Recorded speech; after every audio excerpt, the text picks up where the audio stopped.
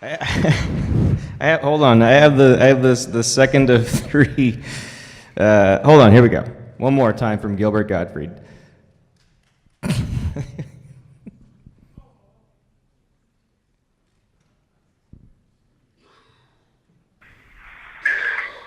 A man goes to his rabbi. He says, "Rabbi, I think my wife is trying to poison me."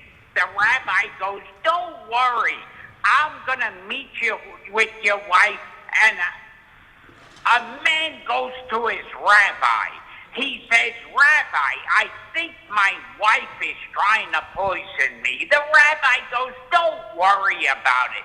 I'll meet you with your wife and talk to her."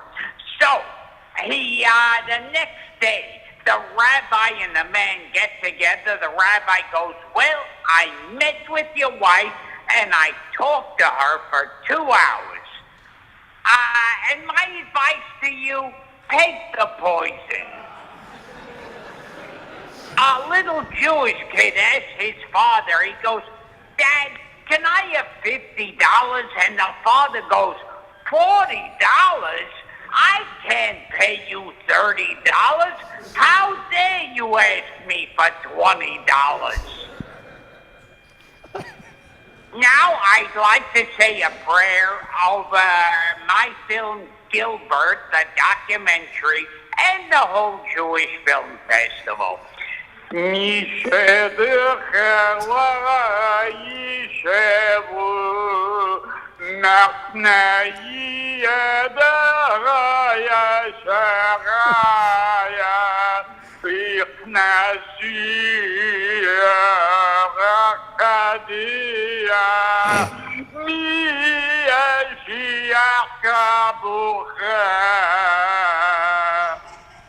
I forgot. I was supposed to say, picture Gilbert Gottfried in a hotel room and God knows where by himself doing that. Yeah. You have to thank him for the. I will, yeah. Yeah, the personalized recording. So I'm going to ask a few questions. Neil, can you tell us how the genesis of this project and how you met Gilbert? Yeah, it's actually, it's kind of surreal.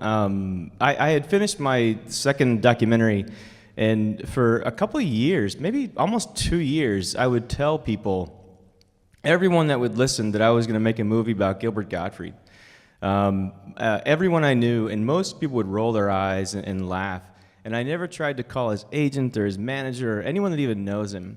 But one day I was walking down 6th Avenue with this woman named Astrid Dorff, who I was working with at the time, and she said, "So what are you going to do next?" And I said, "Oh, I'm going to make a movie about Gilbert Gottfried." And she looked at me and she goes, "That's weird." And I thought she hated Gilbert Gottfried. I thought I had offended her, like it was the worst thing I could have said.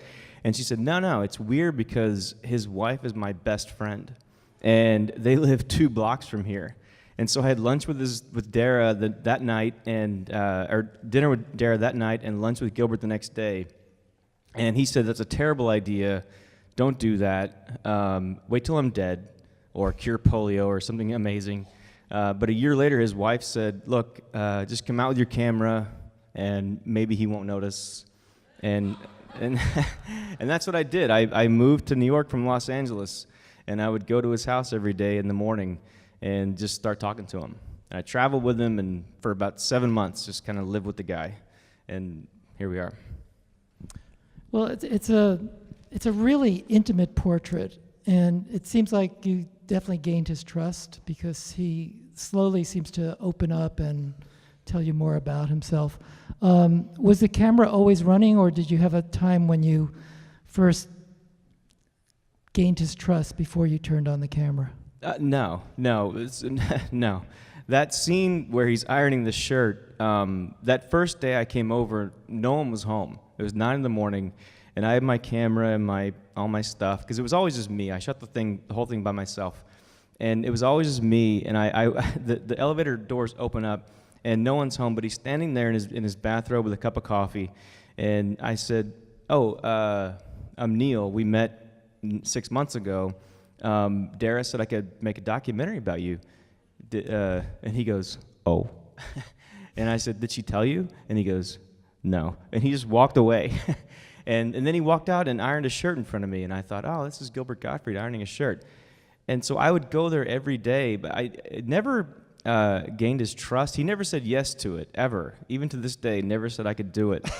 But eventually his eyes opened up and he stopped using the voice. About 2 months into the whole thing, he kind of relaxed and just assumed that I was not going to go away.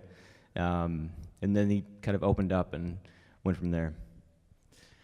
Was Dara always a part of the film? In the film, I know she had a lot to do with saying yes, start it, but she was the champion of this. She's the reason it exists. If it weren't for Dara, this movie would not exist. But actually, she wasn't always a big in it. Those scenes with Gilbert's sister where she sings, that was the first day we shot. Like, I didn't even know Arlene Gottfried existed.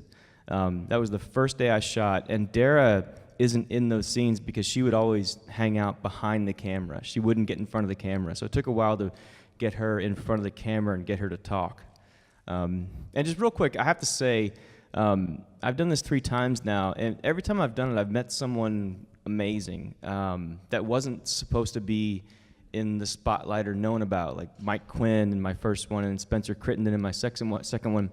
And in this one, Arlene Gottfried is an amazing person, a brilliant photographer. So if you like art or New York or just amazing things, please look her up and buy her book. She has 4 books, photographs of a New York that doesn't exist anymore, like late 70s, early 80s, bombed out, Lower East Side. She's an amazing person, so please look her up and look at her work. Yeah, actually, I know you've made 3 films that are basically 3 portraits of artists. I was wondering how this film was similar and how it was different from those other 2. I think it was similar to the first one about Wayne White in that I was very passionate about making it. Like I said, I thought about making the movie about Gilbert for years before I even started. And also, Wayne White and Gilbert made art that was always part of my childhood and, always in the peripheral. The second one, it was similar to that in that it was me just sort of making myself part of their life, like forcing myself to be part of I became furniture in Gilbert's life and in Dan's life. The challenges are similar. But the first one and this one are very similar in that, like I said, they're both important people in my life. You have a lot of amazing comedians in the film. I was wondering, first of all, did you get all the ones that you wanted? And also, it seems like he's like a comedian's comedian, like they really take care of him in some ways. I was wondering if you could expand on that a little. No, they do. The 2 we wanted to get that we didn't get, that said yes, but things happened. Chris Rock and Jim Carrey are 2 people that wanted to do it, but we couldn't get them. But everyone we asked pretty much came out and said yes. And the funny thing is, it was very satisfying to talk to these people because they were very human and real and sincere. Like, they didn't want to do their shtick or their bits. They wanted to talk about Gilbert and real life and people. But the thing that was somewhat frightening about that is after we would do the interview, every one of them, Bill Burr, Jeff Ross, Dave Attell, as I was leaving, they would all say some version of the same thing, which was, hey, thank you for doing this. We love Gilbert. Don't mess this up. So it kind of put the pressure on, but they all were very happy I was doing it, but made it clear that he's an important guy, and I couldn't screw it up.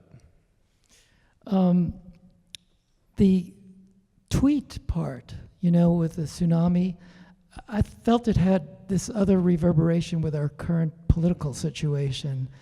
And when you had that in the film initially, was that even an idea?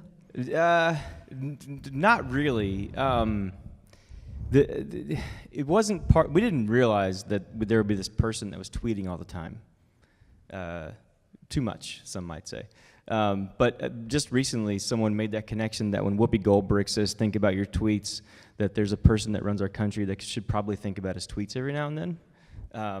But no, we didn't realize that was part of the case. And actually, there is one of those One of those events is a Trump event. One of the St. Jude's events and there's a Trump in one of those shots that no one ever sees, which is kind of weird. But no, it was a thing we realized after the fact that we couldn't have known that there would be this president tweeting all the time and like our guy. But yeah, we think about your tweets. Since you were filming this over a period of time, quite a long time, and the camera was running all the time, when did you feel you knew you had enough to finish the film and when to stop? Well, it's cliche to say, but these things are never finished. They're abandoned. I could work on it tonight if I had the chance. But I think there was a moment when, like when I met Gilbert, I didn't know he had sisters. I certainly didn't know his sister was sick. I think we knew we were finished when, I guess when all those things collided, when Gilbert was going on stage at events talking about, and after charity events talking about how comedy and tragedy are one, and I realized that was actually part of his own life, that he was actually going on stage while his sister was very, very ill. And I watched that. Many, many times where he would talk to his sister and ask her how she was doing and how she was feeling, and then 30 minutes later go on stage and try to entertain people. So when that sort of all came together, we knew at least how to finish the movie. So that was sort of how we knew to find that third act. Yeah, I mean, it seems like we get a sense of him at the beginning of his career, at the height of his career maybe, and then I guess with the tweets, his career really took a nosedive. And when his manager says, you can't ask about the money anymore. You don't have that option. Has it continued to go down, up? Where is it at? It did. It took a dip. It's funny, and thank God that it didn't happen. But it took a dip. But he's busier than ever. Like he's on the road every weekend. He's on the road right now. He works more than he ever has in his life. And people always point to that moment in his career, and they always talk about that. The funny thing about that Affleck thing is we learned this very recently. That's why it's not in the movie. And also none of the Affleck people would talk to us. But Affleck, the reason they fired him was because they did a lot of business in Japan. So we looked up how much business they do in Japan, and it was $70 billion. They do $70 billion in Japan. So they fired him because he offended $70 billion worth of business. Mm-hmm. But then we looked up how much money they donated to disaster relief, and it was $1.5 million, which is a lot of money, but not compared to $70 billion. And it's also about how much Gilbert might have made had they not fired him. So it does seem like a financial decision when you look at the numbers like that. Yeah. I guess one more question, and then we'll open it up. The distribution plans, is there any, concern about some of the humor in it? Is that maybe affecting whether you feel it can go wide in terms of distribution? No, I mean, I'm concerned until I sit in front of a room full of people and hear them laugh. People laugh at every joke I was ever worried about, every joke that Dara told me that if I put that Mackenzie Phillips joke in the movie, she'll never talk to me again. But we put it in, and I said, look, this is a Gilbert Gottfried movie. It has to go in, and she understands because we explain it. No, I'm not worried. Hulu bought it. Hulu's going to put it out in January. We're going to do theaters in November, so it's going to do what movies do, and I'm not worried about that at all. Oh, if you are offended, tweet about it. Please let the world know. Okay, well, let's open it up to our audience. Does anyone have any questions for Neil? We also have Gilbert's recording coming up too, right? Hi, thank you. That was a great film. I was struck by something through it by having sat through so many films in the festival, that the festival opened with a film about kids who were autistic, Keep the Change, and then Deena. And something struck me saying, is part of his out, just things, falling out of his mouth or tweeting, whatever. Is he on, would you consider him on the spectrum in some way? I'm not a doctor. I'm not one to make that judgment call. Yeah, you know, I will. I don't know. You know, we are all a little bit. I don't know. People have wondered when he hugs his wife and just touches her a little bit, is he? But that's something for a therapist or a doctor to decide. Front center. Thank you again. I've been a great fan. Great film. I've been a great fan of Gilbert for 20 years. In fact, I have a picture with him. I was wondering, he was a major guest on Howard Stern for many years. He was one of my favorite guests, and then all of a sudden he disappeared. Did you try to speak to Howard Stern, and did he mention anything about that? We did.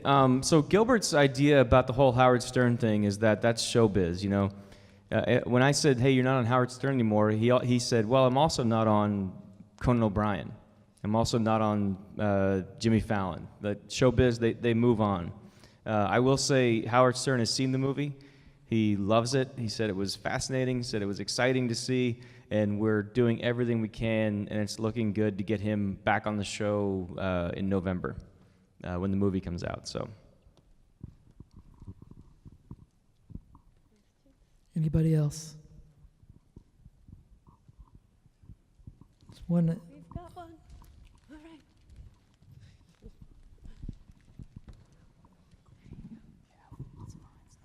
All right. Not so much about the subject of the film, but in making the film, the soundtrack stood out to me as fairly, I don't know if old-fashioned is the right word, but just old and reminiscent and maybe even sentimental. And I'm wondering your choices of music that you chose. Yeah, so the whole, when I first started this movie, you know, Gilbert was born in Coney Island, grew up in Crown Heights, so Broadway Denny Rose was always in the back of my mind. So Woody Allen jazz was always part of the music. And the clarinet plays a big role. Clarinet's the first thing we hear and the last thing we hear. Like that's Gilbert, violin is Dara. But yeah, you're right. It is a throwback sound. We wanted to feel I wanted the movie to feel Woody Allen. New York's a big star in the movie. So yeah, it's meant to feel like that. So I'm glad you felt that way. In the center. Thank you. I enjoyed the film very much. I didn't know I was going to like it as much as I did. My question is, how is his sister now? You have no idea how many people have said, I didn't know I would like this movie. A lot of people say that. Arlene, she has progressed. It's hard to talk about, but she's been asked to get her affairs together. So it's not great news. Sorry, I didn't mean to bum everyone out, but. I want to ask another question. The event that was at that hotel with the Nazi uniforms, and did you know that was coming up, or No. did you just happen upon that? No, I didn't know there'd be Nazis in this movie. No. True story. The first time Gilbert saw that scene in the movie, he came up to me afterwards and he goes, "Boy, those Nazis were a gift from God, weren't they?" I walked into that hotel and I kept seeing like military people everywhere, and I was like, what is with this military thing? Because it was a big sprawling hotel with a convention center and a comedy club. And I said, Gilbert, there's a convention with war people, like reenactors. But it was every war you could imagine throughout all time. And I said, do you want to go see it? And he goes, yeah, okay. So we go, and the funny thing was, the Nazis, they saw Gilbert, and they all ran over to get selfies with him. And we go back to the room later afterwards, and he goes, boy, the Third Reich, some of the nicest people, right? And the weirdest thing about that whole thing is the comedy club was separate from that convention center, so it was a bunch of people that didn't know there was a war reenactment thing going on. And I told those guys, I said, you should go to the show tonight. And they showed up. I didn't say go to the show wearing your Nazi costume, and they did. And and so I'm talking. Gilbert's signing autographs, and I'm shooting the thing, and I look out and I see one of them marching, and I go, "Oh, that's weird." Gilbert, look at that guy, and he's laughing, and I look up and I go, "Oh my God, look at this Nazi." Because he was like, if you were to cast a Nazi, like this is the guy, and yeah, so it was very, no one knew. The next day is when they took that picture together, and what you can't really tell, because the audio wasn't great, is when so I'm taking that photo with my camera and my video camera, and I said, okay, 3, 2, 1, and all the Nazis, unprovoked, they go, Affleck! And Gilbert does the thing, and they didn't like that, by the way. Nazis don't like when you do Nazi salutes. If you look at the guy next to him, he's looking at that hand like, don't do that, we don't do that. So if you're ever with Nazis, don't do the salute.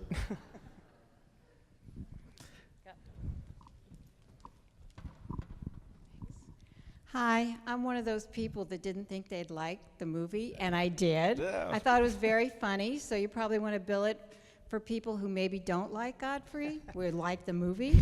And my question is, why him? What made you want to do a movie about Godfrey? I'm his target market. I grew up in the 80s. He was always on the peripheral. He was always part of my wallpaper, you know. And then as I got older, I started to think, like, he can't be like that all the time. And I heard about Dara and the kids, and I knew he had this other life. And I knew he didn't always talk like that. And I just got obsessed with what that's like. And honestly, if you're my age and if you like comedy, he's kind of becoming my generation's Don Rickles, you know? Like, he's this guy who's just part of the lexicon. And I thought, well, let's make a movie about him now instead of 30 years from now when he's 100 years old or 90 years old. Let's do it now. And so that became my mission, to be the guy that made the Gilbert Gottfried movie, you know. So that was the reason. Glad you liked it. Thank you. Center left over here. Hi there. Great movie. I really enjoyed it. There was Thank you. so many different facets that I found really surprising. I was going to ask you, what is your next project? And you can't say me because I'm nobody yet. My next one, there's a few things. I'm working on a thing about Cuba. I'm working on another comedian. So there's several things, but typical, can't talk about it until it's real. So, but yeah, Cuba, comedy, rock and roll. It's a wide net. One more right here. I just want to make one point that the other guy whose tweets are completely out of control hasn't lost his job over it yet. Yeah, good point. Yeah, right. Thank you. Yeah. Yeah. You know, I was very moved by the scene where he talks about his father, and his sisters also talk about what it would be like if a father had seen him actually succeed. It sounds like he really had a hard time with his dad. He did, yeah. That was a real thing. Like that when Jay Leno says that's the saddest thing, and that was something I found among all the comics. Everyone we talked to, they really had an attachment to their parents and wanting their parents to be proud of them. And like that line at the end of the movie, that my parents would have been proud, that was one of the first times he opened up and was very sincere. I said, so how do you feel about your parents being gone? And I know that's something, the fact Dara had never heard that story about the fantasy he has. His sisters had never heard. I was the first person he said, I have this fantasy. And he had kept that a secret and opened up to me about it one day.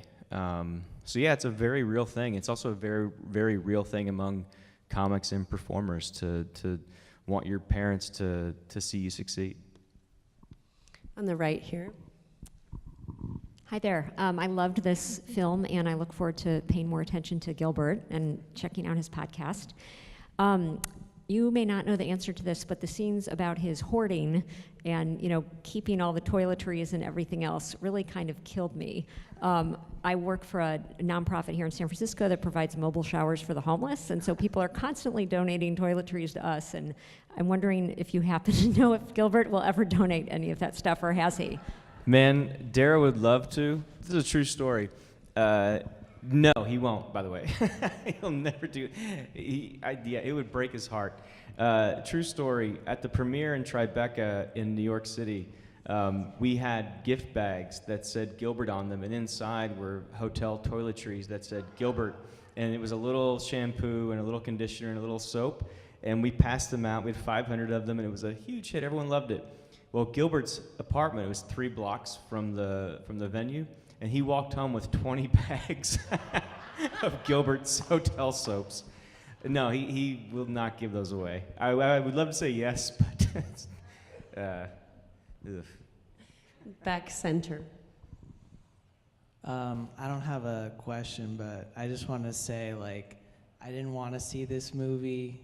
Like, I thought I'd be having, like, nightmares with, like, the Aflac duck in the background, but it was really wonderful and so funny and cute and endearing and just an absolute joyride. So thank you so much. Thank you. This is helping with our marketing. We're gonna have the guy say, if you've never wanted to see a movie, if you don't want to see a movie, see this one. Thank you very much.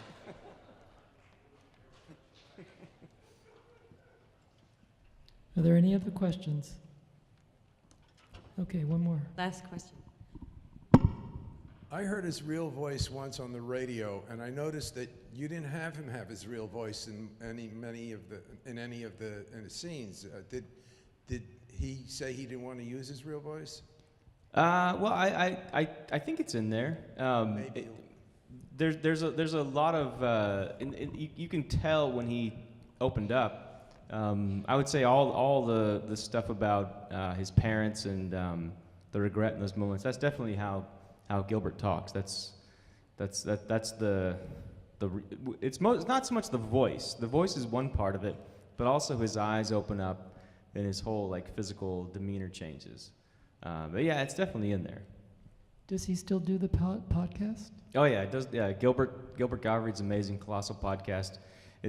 They get 1 million downloads a month. It's very, very, very popular. Yeah, he does it all the time. I highly recommend it. It's very, very funny. Well, on that note, thank you, Neil, for coming. Thank you. Thank you for this film. Thank you for sticking around, and we'll see you tomorrow.